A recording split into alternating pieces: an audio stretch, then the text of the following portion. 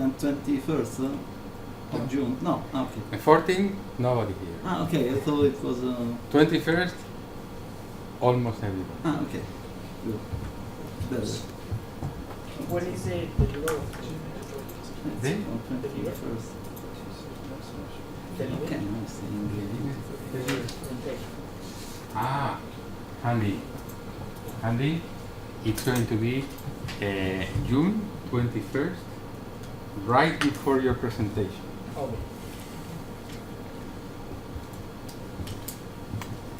So now let's go to the last topic that we are going to deal with. We still have a few more topics in this course, but I knew that we were going to be able to cover only up to simultaneity. If you remember, in the previous class, we were talking about dynamics. And in dynamics, I wanted to convince you that in principle, all economic models would be dynamic. So we would expect dynamics to be everywhere, almost everywhere. Sometimes you wouldn't have a dynamic model, but that would be more the exception than the rule. No? In general, dynamics would have to be present in economic models. And when we had dynamics, then we had to resort to instrumental variables. We couldn't do anything pretty much without instrumental variables. Now, we are in the next situation. The next situation is simultaneity, and we are going to see again that without incremental variables we cannot deal with simultaneity. So again, incremental variables is going to be very important. If we have errors in variables, which we are not going to deal with in this course, it's the same. We need incremental variables. So every time that we have correlation between errors and regressors, then we are in a bad position, and we are going to need instrumental variables. So instrumental variables is the technique of choice after you go a little farther than the very simple models. So the very simple models that we were dealing with, the fixed effects and random effects, those are the simple cases. In those cases we can do well with OLS and GLS. But if you go further than that, we need instrumental variables.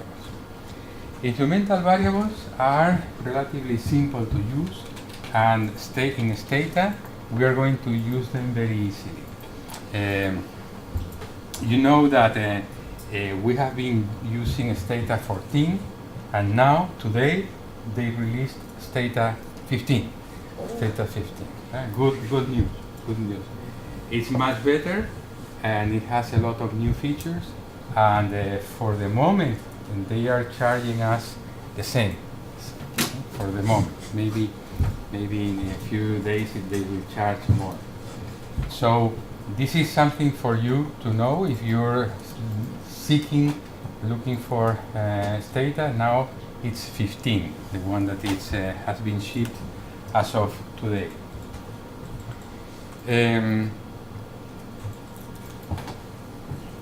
I told you that dynamic models are the natural way of thinking about economic models. And now I also want to convince you that simultaneous equations are natural also in economics. So simultaneous equations is typical since the very beginning of your training in the first course. You will always think about simultaneity. Maybe you forgot because now you are too old, but if you were younger, you would remember that this typical example of supply and demand is essentially a simultaneous equation model. And this simultaneous equation model is very typical in economics. Of course, you can have models with two equations or three or more equations. If you think about general equilibrium, you see that we are talking about many equations. if you think about macroeconomics, maybe we have one equation, 2, 3, 4, several markets, depending on the model that you're using. But I want to insist that this type of model is the typical model in economics. The typical model has several equations, 2, 3, 4, 50, whatever. In this example, this is a very simple example that I'm going to use for illustrating this part of the subject. This is the quantity offered, and this is the quantity demanded. So you have supply and demand, supply and demand. They are similar, except that demand is affected by income, and the supply is always affected by the own price. So these two equations are different. For instance, what alpha 2, what sign would we expect for alpha 2? Positive or negative? Positive.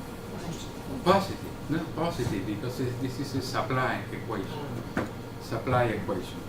Now, beta 2, Negative. negative. Alpha 2 and beta 2 the same? No. No, they are totally different. They are structural parameters of different structural equations. And beta 3, Positive. positive, but how much is beta 3 in this equation? Beta 3 is less It is important in this equation? No, it is excluded. No, it is excluded. It does not belong. It is there is a restriction in the model that says that this is excluded. This is an exclusion restriction. It is not there. Then you have the errors, the constants that we don't know how much they are. That we don't know. And but we do have the signs of 3 of the parameters. And then this last, this is an equilibrium condition, telling us that in equilibrium the supply and demand quantities of the supply and demand are the same. Now we have endogenous variables, which are Q and P, and an exogenous variable, which is Y. Y is determined outside the system. So the value of Y is given, we cannot, it is not determined in the system. However, the endogenous variables Q and P, their values are determined inside the system, inside. So there's going to be a simultaneity, because depending on the value that Q has, that affects the value of P, and the other way around. Do you have any questions? So this is what we have seen is the structural form of a system of equations. It is a behavioral form, and we know, and we can interpret the coefficients, and we know that some coefficients are positive, some are negative, so we know things about this. This is a behavioral type of equations, structural form. Parameters, economic. Okay. So I have said all this. And then the problem with this model that we have seen, the structural model, is that we cannot really estimate it appropriately, because if you try to estimate by OLS or whatever technique, and we are going to have inconsistency. So this is something that we are not going to prove, but it is that's the way it is. It is simple. And if we want to move a little further and try to estimate consistently, what we do is we write the model in a different way. The same model in a different way. And this is the reduced form model. Reduced form model is just rewriting. Rewriting means that you sit down and solve for one of the variables and then solve for the other. So like sitting and writing algebra. No difficult thing. So if you do that, what you get is a reduced form equation. And the idea is that you solve for the quantity, you solve for the price, and then you try to write everything in terms of the explanatory variables that are determined outside the system. I don't know how many of you have seen this before, but this is very basic. So anything more basic disappears. Nothing more basic. So let's see now in the upper part what is an example of a reduced form in this particular case. How do you arrive to these two equations? I told you, sit down, solve for one, solve for the other, and then you would have these two equations. These two equations we have called the new parameters phi 11, phi 21, phi 12, phi 22. And these parameters are related to the original parameters. They are related like this. If you solve this, they are related. And the relationship is kind of complex. It's not exactly easy to see what is the relationship. For instance, pi 11 is alpha 2 beta 1 minus alpha 1 beta 2 over alpha 2 minus beta 2. So this is the relationship. It turns out that these two equations look very similar. So the pi's in the upper part and the lower part are the same, right or not? The pi's are the same? No, because the dependent variable is different. So they are different. So the good thing about the upper part is that you can estimate consistently by ordinary least squares, and that is the good news. Good news is we can estimate consistently the pi's by OLS, and that is the good news. The bad news is what? What is the bad news?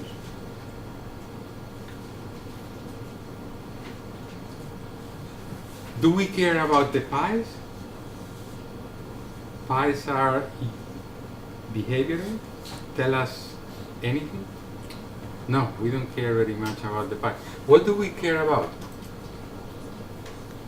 That the movement in a equation are going to influence the other equation. Yeah, so if we are talking about parameters, what are the parameters that we care and what are the parameters that we don't care very much? The original ones. Eh? The original ones. The original alphas and betas are the ones that we would like to uncover. We want to dig them from the sand. No? And in that case, can we do that? Assume that pi 11, pi 21, pi 12, pi 22 can be estimated consistently. Assume that we have a good proxy for pi's, a good proxy. So what can we do from the pi's?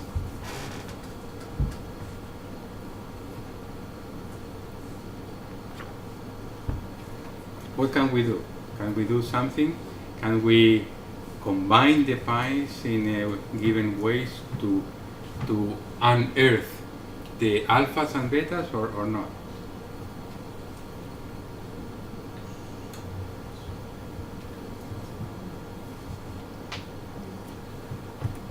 Yes or no? I think you have less equation than parameters that you want to do. So no. Yeah, but so can we do something or not? Yes.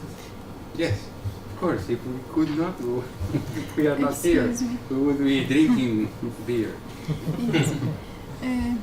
Before estimation, shouldn't we care about the identification, about the equation? Maybe it's our identification, maybe no. Yeah, so that is more or less what I wanted. That is, the pies are good, but they are not good enough. We care about alphas and betas. Can we discover the values of the alphas and betas from the pies? So that is, can we identify the structural parameters from the reduced form parameters? And the answer is maybe. It depends. Depends if we have enough equations or we don't have enough equations. No? If we have enough information about the relationship or not. And that is the identification problem in econometrics. It was solved by Fisher many years ago, 1950s or something. And it is a brilliant little book, and that if you read it, you learn and you understand it very fast. If not, it's going to be time consuming. No? So the identification problem is whether you can unearth, you can recover the parameters of the structural form from the parameters of the reduced form equation. And it depends. Sometimes you can, sometimes you cannot. The intuitive idea is what you said, is if we have enough relationships, enough equations, then we can discover and recover alphas and betas. If we don't, then we cannot. But we are going to see now when, how, and how we do it. The concept of identification is a very important concept in econometrics, and it's related to the idea of being able to solve a set of equations. And the set of equations is going to relate the alphas and betas to the pies. Let's see if we can look a little more into the idea of identification. The idea is that if we have only the structural form, then we would be looking at a situation like this. We would observe 2 points like A and B, and those 2 points A and B are compatible with many different shapes and places of demand and supply. So it may be the case that you are only observing 2 points, the points of equilibrium, but you don't know what is going on outside the equilibrium. It is totally unknown. So if you observe market data, you will observe A and B, but where are the supply and the demand? You don't know. It may be like this, maybe like this. We don't know. No? So it is going to be important to try to recover the shape of the supply and the demand by using some trick. And let's see what the trick is.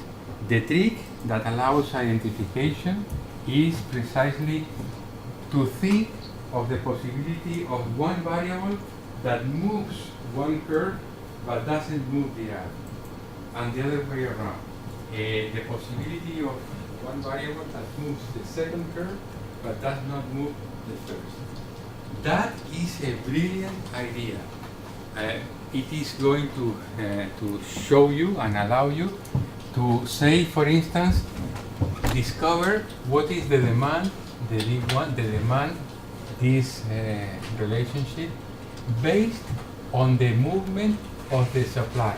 So when the supply moves around, then the supply is going to be like drawing the demand. That is going to be a very brilliant situation, and that is something that would be great. No, we don't know how we would do that, but it would be great if we could do that. Do you have any questions? Now, below we have the same idea but applied to the supply. So the supply, and we know where the supply is? No, really no. Assume that we had a variable that would move around the demand and not the supply. That would mean that it would draw the supply in a very simple way, and that would be fantastic. That would be fantastic. That would be great if we could have that. Now, the idea behind this is that we would need one variable that is in the supply but not in the demand, another variable that is in the demand but not in the supply, and that would be the idea. So we are talking about an excluded variable restriction. We are talking about a variable that it would be in the other equation and not in the one that we are trying to identify. So that is brilliant. No? That is brilliant. We only need one variable that is not in the equation that we care, but is in the other and moves the other. So the exclusion restrictions would be extremely useful and sensible in this particular case. Do you have any questions? So the idea of trying to identify a model boils down to the possibility of having excluded variables. And so it is the game of excluded variables that is going to be helping us. The number of excluded variables is going to help in the identification. So if we come to the previous set of equations that relate the pi's and the alphas and betas, then this would be what you said before. Would be in the case that we have the same number of equations as unknowns, then we would have an equation which is identified. We are talking about the set of equations that relate pi's, alpha, and beta. Pi's, alpha, and beta. We are not talking about the structural equations. There are several systems of equations, but this is the one that we care about. So if we have the same number of equations as unknowns, the equation is identified. So if we have the same number of equations for pi's, alphas, and betas, then the structural equation is identified. Structural equation. Then, if there are more unknowns than equations in the pi's and alpha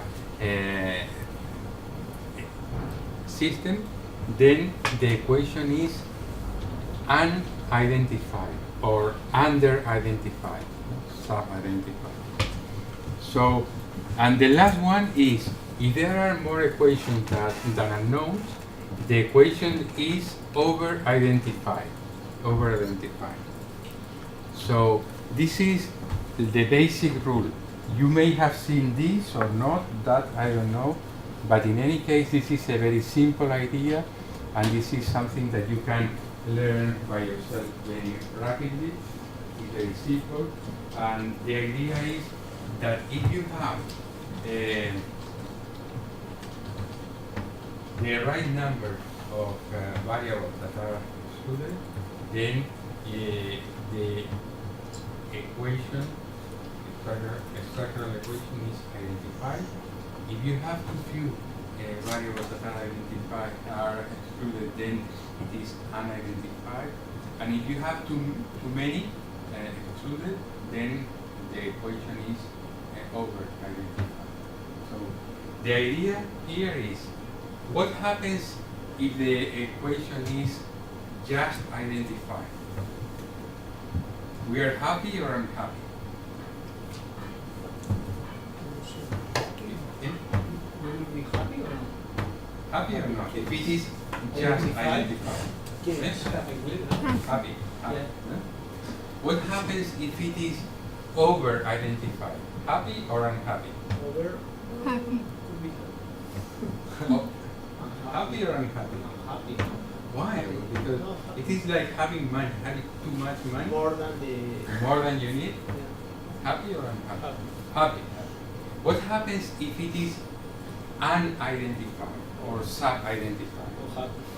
That is not happy. Not happy.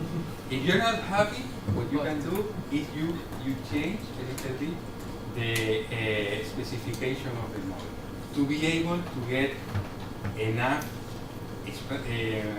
incremental value. So in any case, you end up more or less happy, no? Because you can, if things are fine, great. If they are not fine, then you can fix. If you make a mistake and you try to estimate a model that is not identified, what happens? What does Stata tell you? Insult?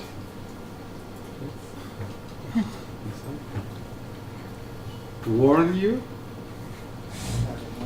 Now nowadays, Stata is expensive, so it doesn't insult you anymore. It is friendly. It's friendly. No? So, but it warns you and tells you what to do. It is very useful. It is very useful. It makes sense.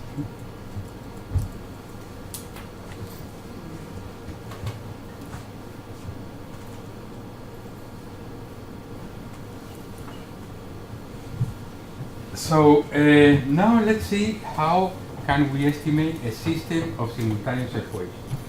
We can estimate it in many different ways.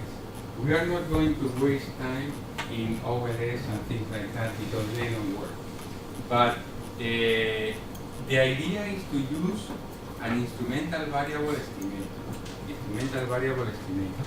Because that is the estimator that is going to work in most conditions for applied economics. So, Theo, just a question. I think I get lost with the graphs, but not because of you, because of me, because I already remember.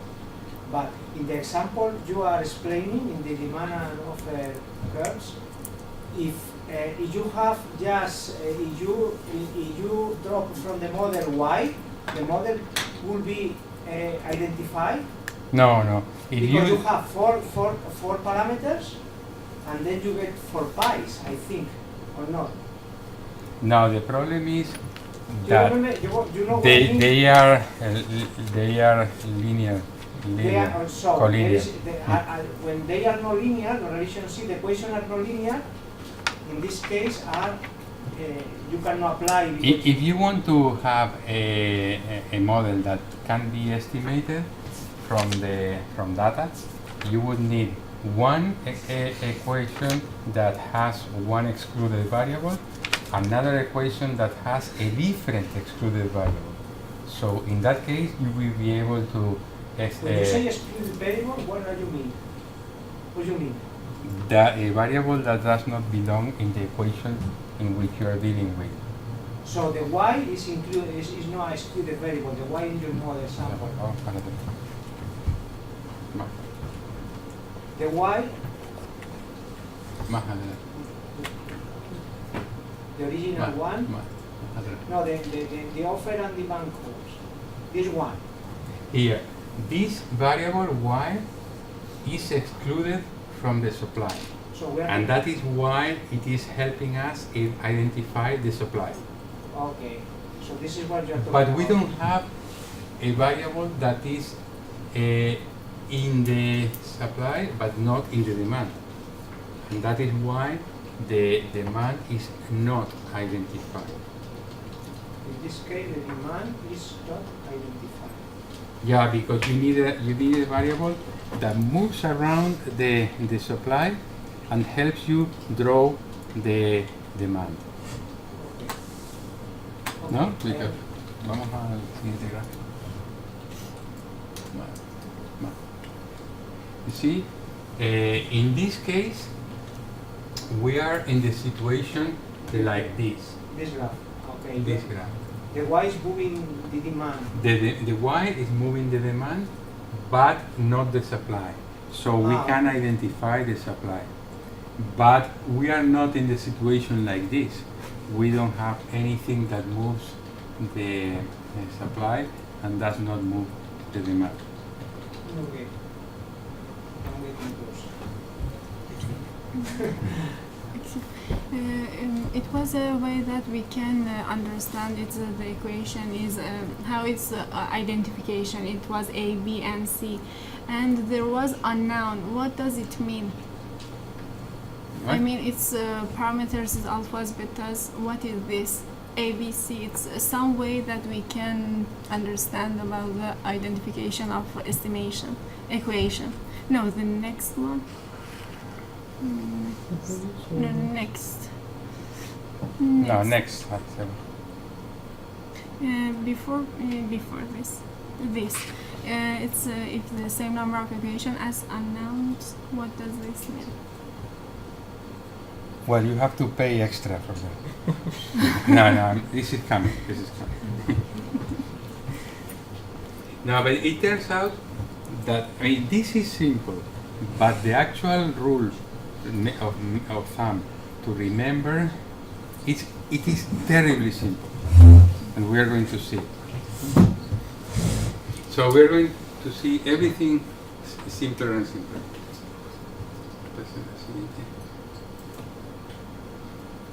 So now let me remind you what we are going to do now. It will come, your question will come, because it is an important question. So how exactly do you know? You will see.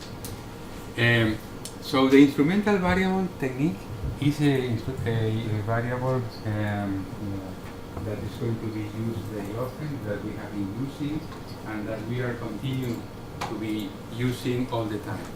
And the idea is that you have a new variables or a new set of variables that are going to help us estimate consistently by substituting and using a different estimator, which is called instrumental variable estimator, in which we substitute somewhat the x's by the z's. We do not eliminate the x's, and the estimates that we get are the coefficients of the x's. But the z's are help, are instruments. And the idea that I told you in the previous class was that if we want a set of instruments, we would like them to be highly correlated with the variables that we want to instrument, and no correlation with the error. Those are the two conditions that we have to require to the instrumental variables to be valid instruments. Those two. No correlation with error and high correlation with the instrumented variable. How do we choose those? Well, I was telling you in the previous class that it depends on the area that we are talking about. In this particular set, we are going to use as instruments the variables that are explanatory in other equations, but not in the previous one, in the actual one. So if you want to find instrumental variables, you go to a different equation and see which one of those explanatory variables are not in the equation that we are using. That is the idea. It is very simple, and there's no problem with that. Now, the incremental variables have problems. They have good things, but they also have problems. And one of the problems is that the estimates are not unique. Not unique. And that is a bad thing, because not uniqueness means that you have different answers when you use different increments. And that is not nice. And also, they are not efficient, meaning that you can always increase the efficiency by using more and more incremental variables. So those are big problems of instrumental variables. But we are going to see that in some cases we can more or less fix that. Do you have any questions? Well, this is about incremental variables, and this I just told you all this. I just told you all this, so you can skip this one. And an important point up here is that in many circumstances, some of the x's, some of the explanatory variables can be used as instruments. And in that case, we just use them as instruments. That is a good idea. You just have to tell Stata to do so, and it will understand very fast what you want, and that's no problem. So those variables that do not have correlation with the error can be used as incremental variables. And this is just, again, the instrumental variable estimator that you already saw. I am not going to prove this, but just to remind you, the instrumental variable estimator is consistent under general conditions, and it is also asymptotically normal under general conditions. That is very useful because that helps you, that is telling you that it is the location is approximately correct, and the dispersion is approximately correct also, so that you can do estimation and inference using instrumental variables. In fact, if you use instrumental variables and you just don't look very carefully, you will see that the outputs in Stata are exactly the same. The output in Stata is exactly the same as in the OLS. Except, I mean, if you look at the details, you will see that it's not exactly the same, but the same appearance.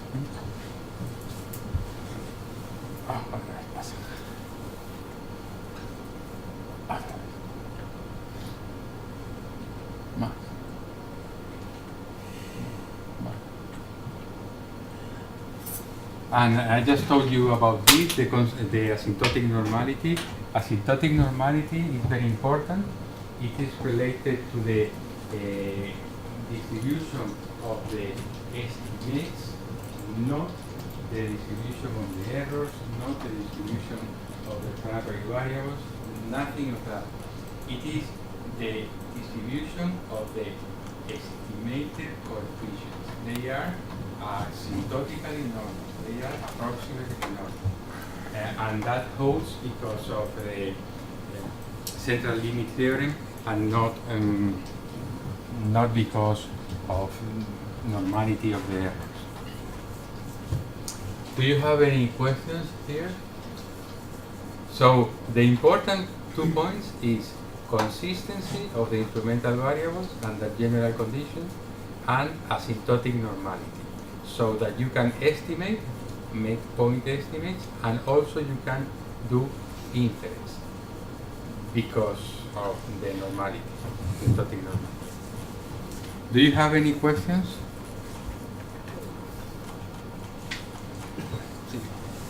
Más. Más.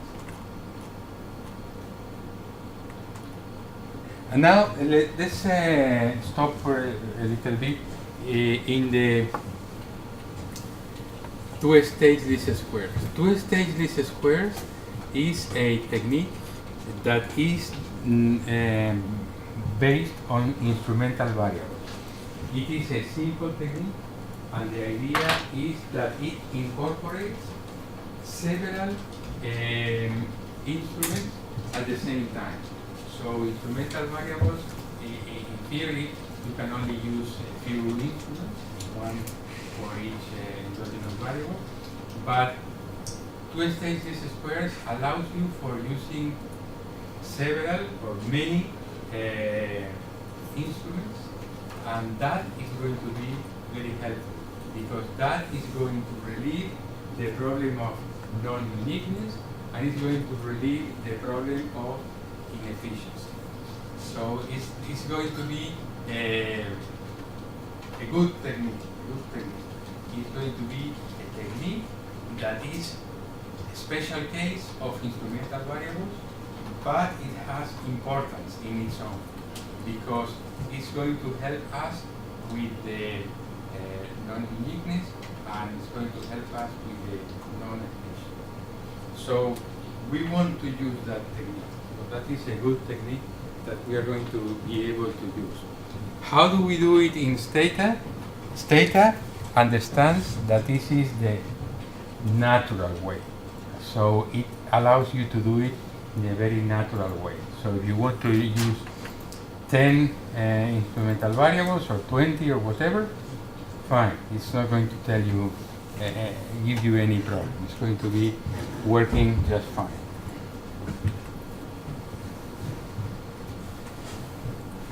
So now, do you have any questions? So now, what I have told you is two things. I have told you about what is the problem of simultaneity and what happens if you have simultaneity, and then what is the behavior of instrumental variables. Those two things. Those are basic things. What is simultaneity and what is instrumental variables. Basic things. Now we are going to start with a third point, which is more difficult, and it is related to panel data. And that is why I didn't tell you yet what are the conditions, because the conditions, I want to tell you about the conditions with panel data, not with a single equation or a cross-section. So let's see what a structural form equation with panel data is. A structural form is just a set of equations, several equations. One of the equations is the first, the second, the third. The order is totally independent. It doesn't matter which order you put the equation. And the idea is that we have capital G equations. Capital G may be 10 or 25. Capital G may be 2. That is the number of equations. Capital G, number of equations. And then K is going to be the number of explanatory variables. Explanatory variables are going to be, in this case, exogenous or predetermined explanatory variables. Those are the independent variables, explanatory variables, number K. Then we have two matrices of coefficients. The first matrix of coefficients is gamma. Gamma is a big matrix which is G by G, capital G times capital G. So if assume that G is 3, then we will have a 3 by 3 matrix here. The 3 by 3 matrix has capital gamma coefficients. So those coefficients are the coefficients of the endogenous one. Endogenous. Typically, we have seen always that the endogenous variable is only 1, and the coefficient of the endogenous variable is always 1. But that is not the case anymore. Now we have many endogenous variables, many coefficients, and that is a new situation now. How many coefficients do we have in gamma? In principle, we have capital G times capital G. Of course, it is possible and frequent that some of those coefficients are 0. Some of those coefficients are 0. Some or many are 0. But typically, that will be the situation. You have G times G coefficients.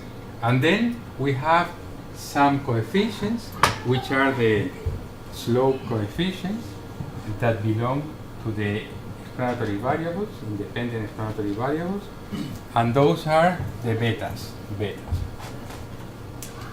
So the structural form equation can be written now as gamma times yit plus beta xit plus mu equals nu it.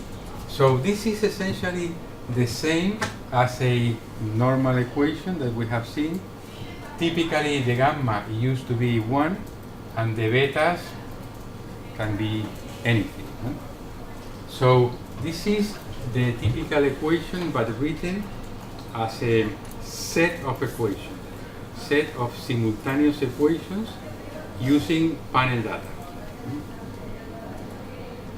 Do you have questions? Because it is important to know what coefficient is what.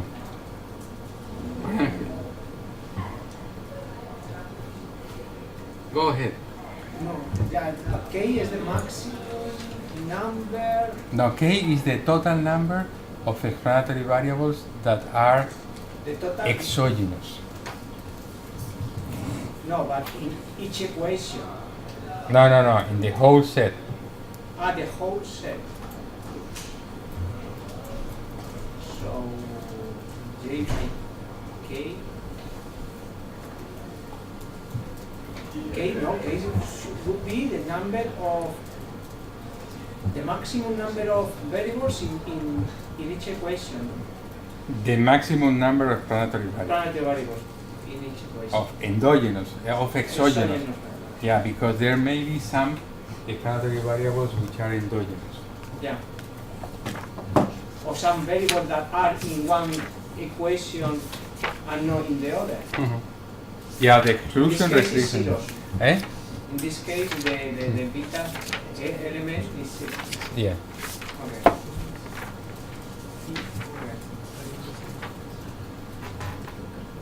So K in the previous K will be 3? No, will be 1. 1. Yeah. And the constant, it's here. No. No, más al principio que no.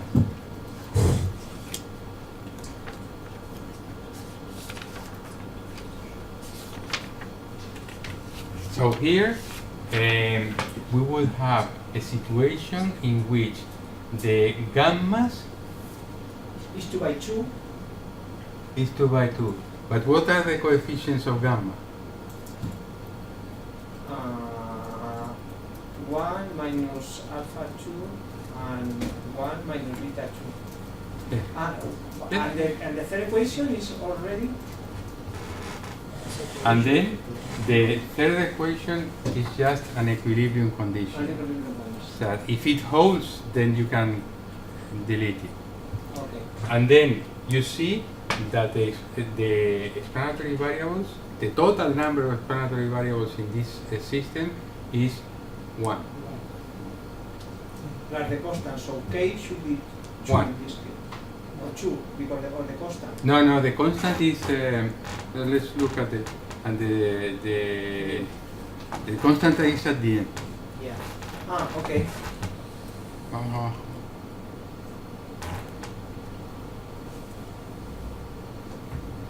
Más arriba. Más abajo.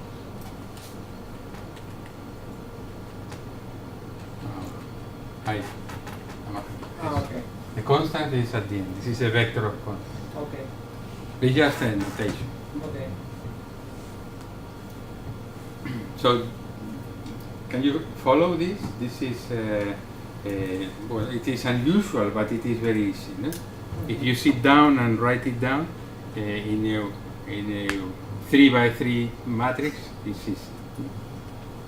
So let's see next. Now, assume that we, in the previous model, which is a panel data model, assume that we deal with the individual effects using a random effects model.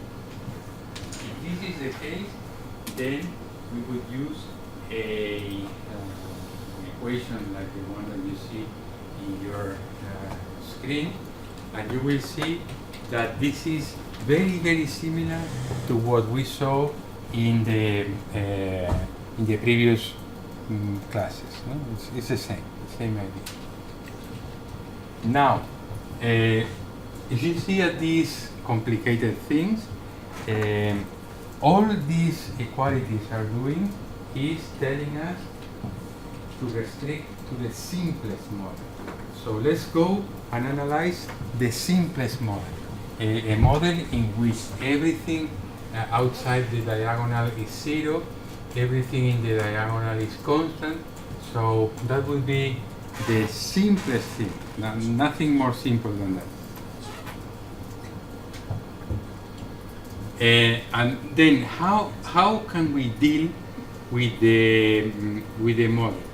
We deal with the model in this way. We just multiply the model times gamma to the -1. So the idea is that we are, what are we doing? Only to the parameter of y, endogenous variables. So what does this remind you what we just did or not? Yes, Exactly or not? I think yes. So what we have done here is we have gone from the structural model to the reduced form, the same as before, and we do this by applying this transformation, and of course the computers can do that for you.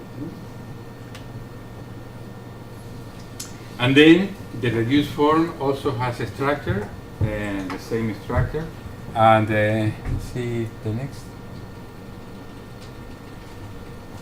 And these are the new properties of the reduced form. Nothing that I want to really stress. So this is something incidental. So let's go. Now, this again is important.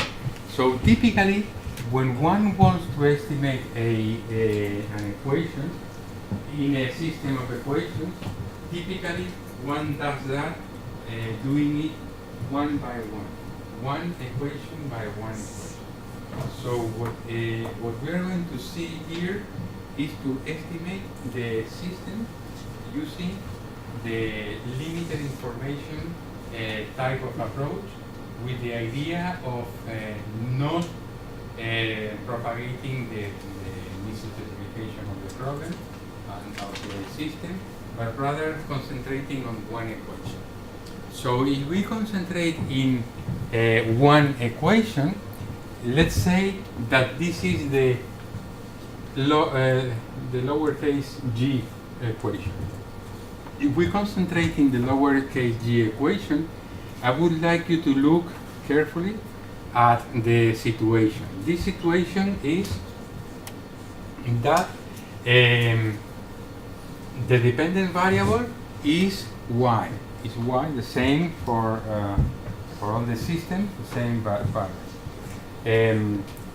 The subindex g refers to the equation. This is equation number G, which is maybe the first or the The 10th. demand, no, the Q or the Eh? P. Q was the demand. The amount of, how do you say, the quantity can be Yeah, it can be quantity. anything. No, Can be- but in the example. in the example, this would be the if you want the first equation, because it doesn't say which equation it is. Can be the quantity or the price in this example. Yeah, it has either the quantity or the price. or the So price. you get to choose which one. Okay. And then what we have here is the possibility that some explanatory variables are endogenous. Maybe 1, 2, 10, that depends. Some explanatory variables are endogenous and they are called capital Y sub G. And then those are explanatory variables which are exogenous. So this is the structural form of one equation in a panel data set. It's the structure, no, no. It's the structural form. Yeah, so far this is a structural form because we have here variables. The limited, the reduced form would be one dependent variable and the rest would be Exogenous. independent or exogenous. So far this is like this. And now it tells you also that the capital YG is a matrix that has NT times capital G sub G minus 1 observations.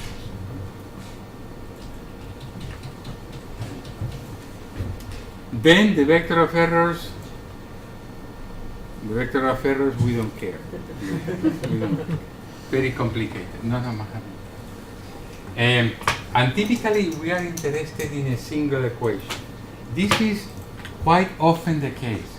So it is quite often the case that you are interested in one variable in one equation. Maybe two, but not many. And so if this is the case, we only consider one equation, and let's see how we can deal with one equation. Typically, we are going to use the principle of limited information, and basically for several reasons. One of them is that it is simple. The other is that we do not want the misspecification to propagate along the system. So that is typically why we use equation by equation approach. And typically we can estimate using two-stage least squares. Two-stage least squares is just using several or many exogenous variables to instrument the endogenous variables. So this is the basic idea. It is a simple idea, and but one has to sit and work through it. Now, if we come back to identifiability, it's the same as before. Identifiability, the same discussion. In principle, you would like the equations to be identified. If you have an equation which is identified, good or bad? Good. No? Good. Identified, good. If it is over-identified, very good. And if it's not identified, very bad, we have to work. We have to work. It means not that we are in despair, but we have to work. We have to work on the specification to be able to rewrite the equation in an estimable way. So unidentified, not estimable. Over-identified, two-stage least squares. Just identified instrumental variables. So those are things to do. You can tell Stata in the same sentence to do everything, no? To do everything. And then, if Stata can do it, it will estimate by 12 stages squared. If not, by instrumental variables, and if not, it will tell you. Well, we have problems. You have to think again. And that is the way in which this works, the identifiability condition. Now, Heisaran complaining, like always.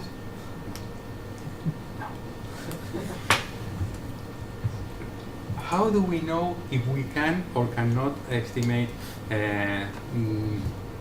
by using any of these techniques? It is an important question, no? Because if you don't know whether you can estimate or not, you don't know what to do. No? So now we have a range condition, a sufficient condition of identifiability of an equation of a system. This, like this, this is the condition. This is the condition. This condition looks simple or complicated? Simple. But you want things more simple or less simple? Between them. We can do it more simple. Okay. So this is telling you that you have more exogenous variables than more than exogenous variables excluded from the first from the G equation plus the number of G sub G minus 1. Very complicated.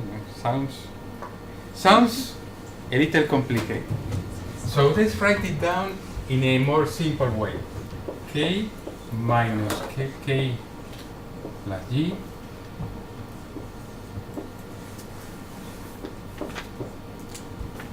so this is easier to understand because this is telling you that the number of instrumental variables that are not in equation G has to be greater or equal to what? What? What is this? Endogenous of every What is it? endogenous variable of a G equation. Mm-hmm. So you see now it is easier, no? Yes. Because now it says that you need as many excluded instrumental variables that are excluded as many or more, better more, than the endogenous variables that you have in equation G. Huh? So it is like you have here as much as good people as bad people. No? You have to have a little more than good people than bad people, at least equal. No? So bad people is endogenous, and the good people is exogenous variables excluded. So it's like a police that come to help. Police come to help from outside, and they try to get rid of the bad people, which is the endogenous. So if I tell you things like this, you remember. You see, yeah, I need more good people than bad people. And it is easier to remember than these numbers that you're going to forget. So you need more excluded instrumental variables than included endogenous. So you need more excluded instrumental variables than included endogenous. So you need more people to help and less people to make trouble. This is the range condition, and it is a sufficient condition. So if that condition is fulfilled, then you know that you have identifiability. If it is equal, then strict identifiability. If it's greater, you have over identifiability. But always keep in mind this idea, this simple idea.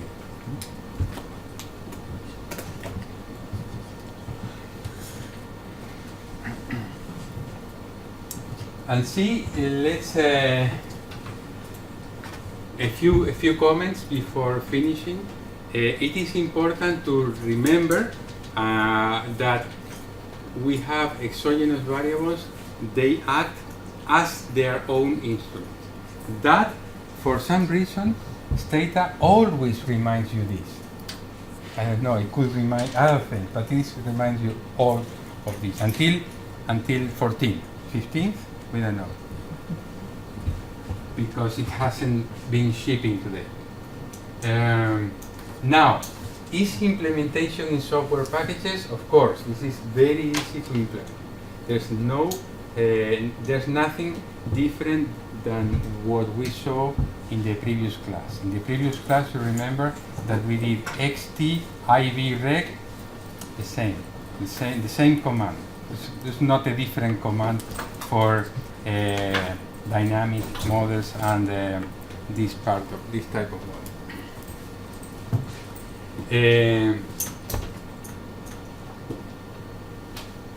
And of course, if you don't find identifiability, they warn you and tell you what to do. Do you have any problems?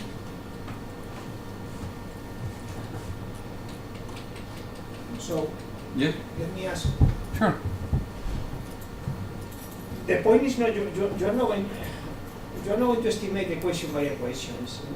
Yes, you're going to estimate equation by equation. So what are you proposing is, if you have a structural model, estimate equation by equation, and using instrumental variables. Typically using two-stage least squares. And the instrumental, instrumental variables might be on the equation or might not. Yeah, typically if they are in the equation, then they act as instruments of themselves. And if they come from outside the equation, then they can be instrumental variables that are instrumenting the endogenous variables. Yeah. Okay. More or less. Excuse me. For the just identification in Stata, we write command xtiv reg, but for 2sls The same. the same. But we Yeah, in fact, we did two-stage least squares in the previous class because we were using more than one instrument for hours. So when you only use one instrument is instrument variables, and if you use more than one is two-stage. No, if you use the same number of instruments as endogenous variables, then instrumental variables. If you use more instrumental variables than the number of endogenous, then it is two-stage least square.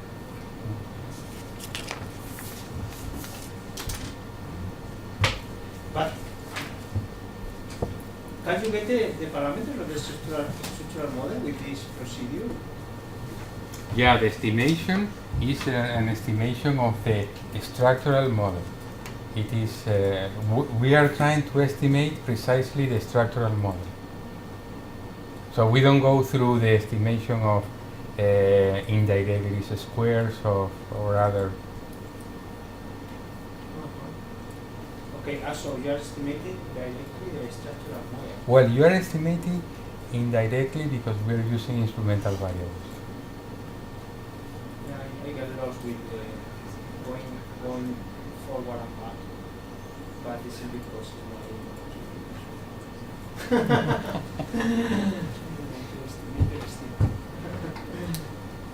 Yeah, the thing is that one needs to sit down and. No, because when you write, you multiply by gamma minus 1, the Sí. inverse of gamma, Yeah.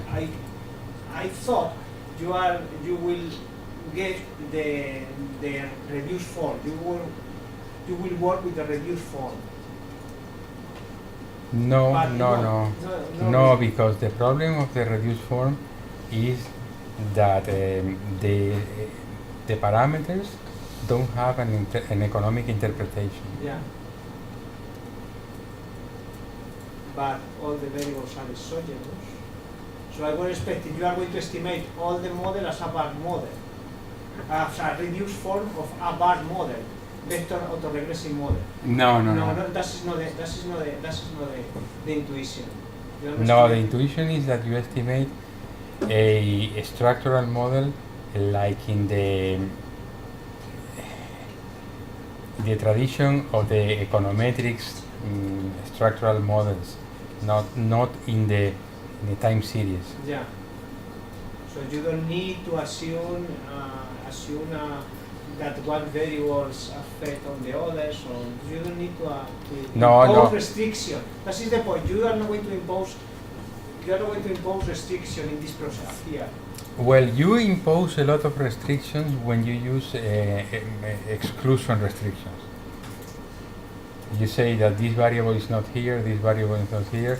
That is imposing a lot of restrictions. Yeah.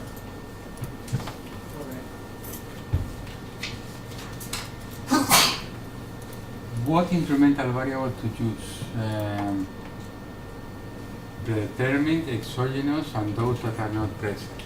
So the idea in this first part is what incremental variables to choose? Well, those that are not in the equation. That is the main idea here. The second idea is of those, which ones to use, and then we would use those that have highest correlation with the variable, most problematic. So first, take them from outside the field. Second, use those that have higher correlation. And then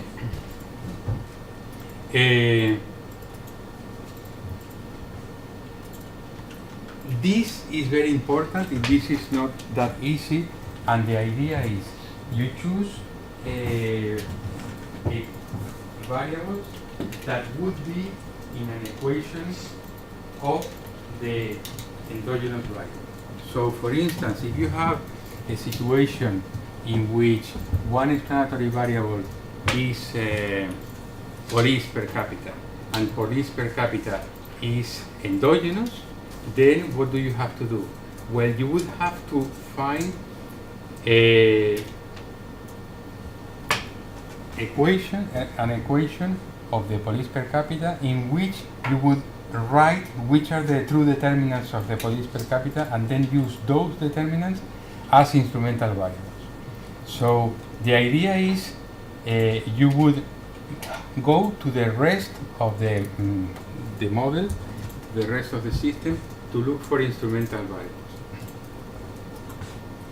Choose instrumental variables from the structural equation that explains the endogenous variable that is being instrumented. So that is the idea. It is simple if you think about this.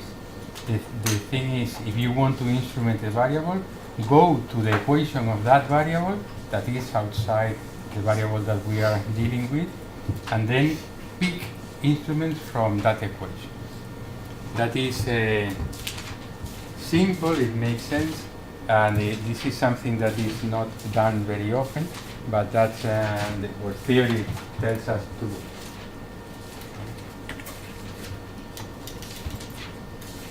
Another point, important point here for practical reasons is how many instrumental variables to use. The problem is, like always, if you use too few, that is bad. If you use too many, that is bad. If you are in the middle, you don't know. So it's kind of difficult, and that is it. The idea is using, instead of using too many, you use just the necessary ones. But how do you know? Well, if they are too few, we could increase the efficiency by increasing its number. If they are too many, they reproduce the behavior of the endogenous variable and create a bias. So you have to be careful, you have to be looking at the output and see if it makes sense what you get. So typically you want some instrumental variables but not too many. One way of knowing which is too many is using the Sargan test.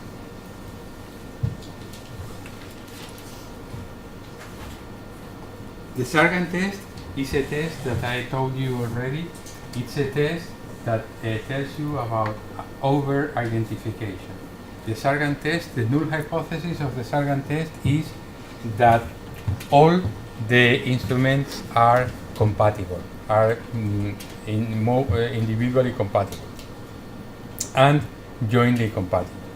So a Sargan test is a chi-square test with the degrees of freedom equal to the number of over-identifying restrictions. So a Sargan test that is very high, what is it telling us? Very high, maybe 50 or so. That you are over-identifying That you are over-identifying restrictions are not compatible. No? Not compatible. And you would like a Sargan test that it's not too high, that is compatible with the idea that the over-identifying restrictions are compatible. So over-identifying is good, but not too many, not too many. So a Sargan test helps a lot. Another thing that I wanted to tell you is that the instrumental variables are not unique, that they can vary a lot, the point estimates can vary a lot due to different situations, because the orthogonality conditions are not exactly the same. So that is a problem. We don't never know exactly if we have the right one or not, but as I said, Sargan test helps. Sargan test helps.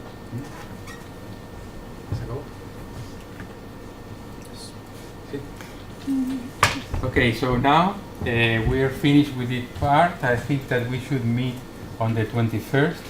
On the 21st, if you want, some of you or not, we can go for a beer around here, if you would like. Beer, wine, not cocaine. We want marijuana. Coca-Cola, yes. We want marijuana. Marijuana. Marijuana? No, because it smells very a lot.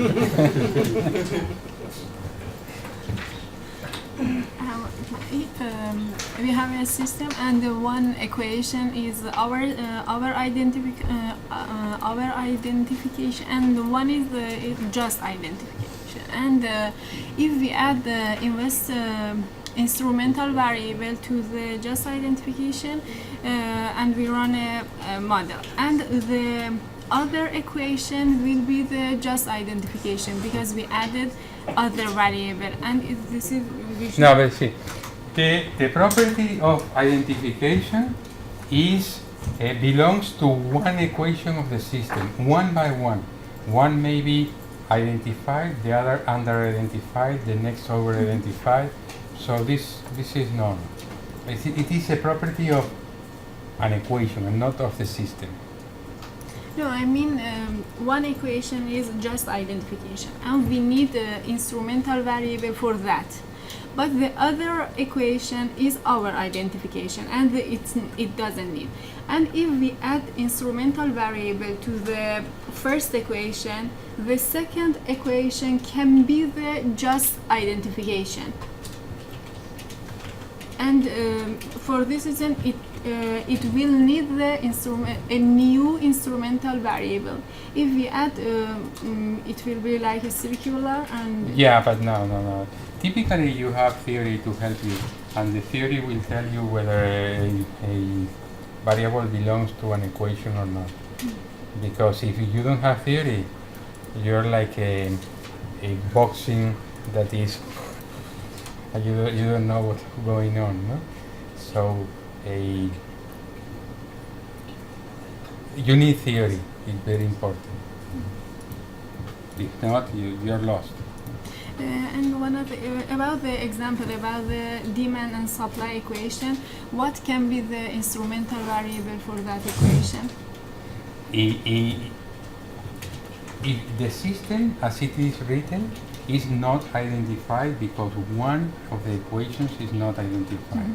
So you would need a variable that is not in the demand but is in the supply. So maybe wages, because the wages is part of the cost, maybe the cost of the material or something like that. So yeah, you need variables that move the supply but not the demand. If you rewrite the system like this, it can be both equations can be identified. But income can affect on the supply, and then we cannot add income in the supply side. What? I mean income, Income. investment or anything like this. We can, because the income is in the demand equation. We cannot add the income in the supply. No, but the idea is this is theory. This is theory. So what theory do you have in mind that is relating supply of anything to income, to the income of people? Not very clear. So it may be hourly wages, yes, but not total income of. What wage can be related to income? Yes. Yeah, but it need not. Hourly wages is part of the cost, but income, national income, has a lot more than just hourly wages. Thank you.